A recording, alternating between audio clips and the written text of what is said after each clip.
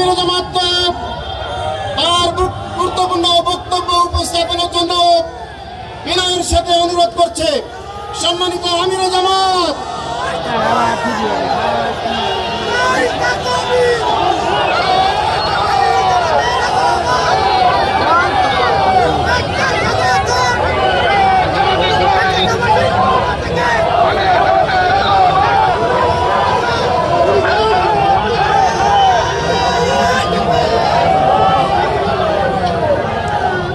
আসসালামু আলাইকুম ওয়া রাহমাতুল্লাহি ওয়া বারাকাতুহু। আলহামদুলিল্লাহি রাব্বিল আলামিন ওয়াস সালাতু ওয়াস সালামু আলা রাসূলিহিল কারীম আলা আলিহি ওয়া সাহবিহি ওয়া আহলি বাইতি আজমাইন। বাংলাদেশ জামাত ইসলামী উপজেলা কর্তৃক আয়োজিত গতাপুর স্কুল মাঠের আজকের এই জনসভার সম্মানিত সভাপতি, সম্মানিত বিশেষ অতিথি, দক্ষিণবঙ্গের প্রাণ পুরুষ, সাবেক সংসদ সদস্য, বাংলাদেশ জামাতে ইসলামের সম্মানিত সেক্রেটারি জেনারেল, অন্যতম বিশেষ অতিথি, বাংলাদেশ জামাতে ইসলামী নির্বাহী পরিষদের অন্যতম সদস্য জনাব মোবারক হুসাইন, আরেকজন অতি সম্মানিত মানুষ, পাইকাসা কয়লাবাসীর প্রাণপ্রিয় নেতা, একাধিকবার নির্বাচিত সংসদ সদস্য, বিশিষ্ট শিক্ষাবিদ জনাব অধ্যক্ষ শাহ রুহুল কুদ্দুস, মঞ্চে বসা সম্মানিত নেতৃবৃন্দ, বন্ধু সংগঠনের নেতৃবৃন্দ, সুধীর শুভাকাঙ্ক্ষীবৃন্দ, আজকের জনসভায় উপস্থিত পাইকগাছাবাসী, সাংবাদিক বন্ধুগণ, দূর থেকে কান পেতে শোনা মা এবং বোনেরা, আমি আল্লাহ তাবারক ওয়া তাআলার শুকরিয়া আদায় করছি। আল্লাহ তাআলা মুক্ত পরিবেশে আজকে আপনাদের সামনে দাঁড়াবার, দুটি কথা বলার, আপনাদের মুখগুলা দেখার এবং এই অঞ্চলে আমার অতি প্রাণপ্রিয় নেতা, বাংলাদেশ জামাতে ইসলামীর সাবেক কেন্দ্রীয় নায়েবে আমির, পাকিস্তান আমলে যিনি এমএনএ ছিলেন, সেই বিশিষ্ট রাজনীতিবিদ জনাব শামসুর রহমান রাহিমাহুল্লাহ কবরটা জিয়ারত করার সৌভাগ্য আল্লাহ তাআলার কাছে প্রত্যাশা করছি।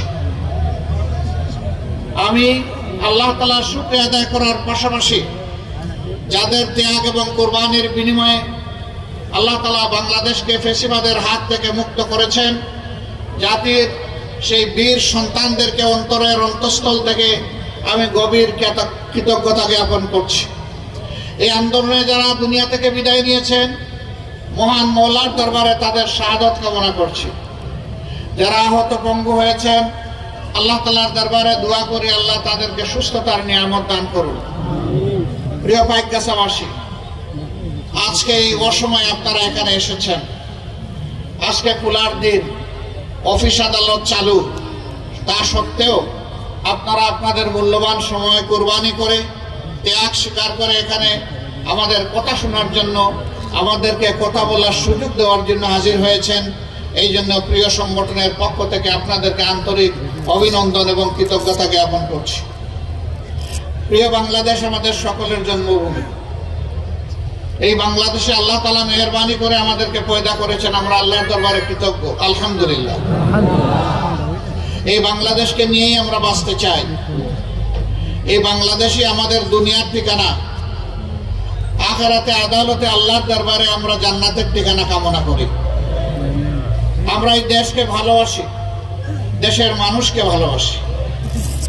এই জন্য দেশের স্বার্থ রক্ষা করতে গিয়ে, অন্যায়ের আগ্রাসনের বিরুদ্ধে কথা বলতে গিয়ে, ফ্যাসিবাদের বিরুদ্ধে কথা বলতে গিয়ে আপনারা জানেন যে আমাদের পরপর শীর্ষ 11 জন নেতাকে তারা বিচারিক আদালতে খুন করেছে।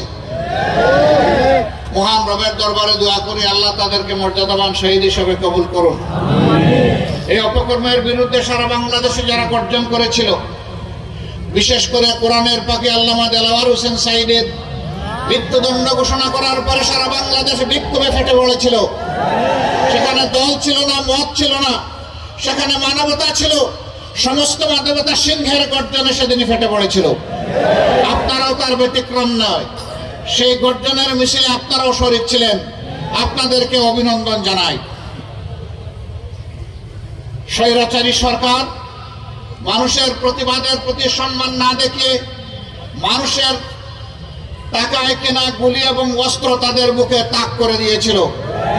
আমরা আমাদের শত শত সহকর্মীকে হারিয়েছি। মওলার দরবারে দোয়া করি রব্বুল আলামিন তাদেরকেও যেন শহীদ হিসাবে কবুল করেন। আমাদের গর্বের সেনাবাহিনীকে এই সরকার ঠান্ডা মাথায় খুন করেছে। আপনারা জানেন ক্ষমতায় বসেছে তারা 2009 সালের 10 জানুয়ারি, আর পরের মাসে 25 এবং 26 ফেব্রুয়ারি ঢাকার পিলখানায় তৎকালীন বিডিআরের সদর দপ্তরে 57 জন কমিটেড চৌকস দেশপ্রেমিক সেনা অফিসারকে নির্মমভাবে হত্যা করা হয়েছিল। তাদের পরিবারের সদস্যদেরকে বেইজ্জত করা হয়েছিল, তাদের কাউকে কাউকে হত্যা করা হয়েছিল। কিন্তু সেই হত্যার রহস্য এতদিন আবিষ্কার হয়নি। এখন নতুন বাংলাদেশে আওয়াজ উঠেছে, সেই হত্যার নায়কদেরকে নায়িকাদেরকে ধরতে হবে, ওদেরকে বিচারের আওতায় আনতে হবে। বাংলাদেশের সুরক্ষার জন্য এর কোনো বিকল্প আমরা দেখছি না, অবশ্যই তার বিচার হতে হবে। জামাত নেতাদের অন্যায়ভাবে হত্যা করা হয়েছে, এদেশের যে কয়টি মানুষকে অন্যায়ভাবে হত্যা করা হয়েছে সব হত্যাকাণ্ডের বিচার আমরা চাই। যাদেরকে পঙ্গু করা হয়েছে, আহত করা হয়েছে, চাকরি কেড়ে নেওয়া হয়েছে, জুলুম করা হয়েছে, জেলে নেওয়া হয়েছে, বন্দী করা হয়েছে, গুম করা হয়েছে, আয়নাঘরে রাখা হয়েছে, সমস্ত অপকর্মের বিচার আমরা চাই। এই বাংলার মাটিতে এদের বিচার করতে হবে।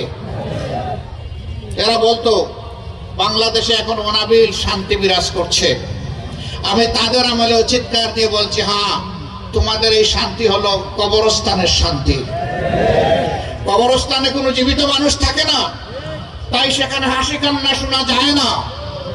আজকে বাংলাদেশকে তোমরা কবরস্থানে পরিণত করেছ, মানুষের মুখের ভাষা তোমরা কেড়ে নিয়েছ, অদেখা তালা তোমরা মানুষের ঠোঁটে ঝুলিয়ে দিয়েছ। এই জন্য মানুষ হাসতেও পারে না, কাঁদতেও পারে না। এমন একটা অবস্থায় তারা বাংলাদেশকে নিয়ে গিয়েছিল। আমার বন্ধু বলে গিয়েছেন তারা এদেশের জনগণের শাসন কায়েম করেনি, একটি গোষ্ঠী নয়, একটা পরিবারকে এই জাতির গাড়ে চাপিয়ে দিয়েছিল। এই পরিবারের হাব ভাব এবং ছিল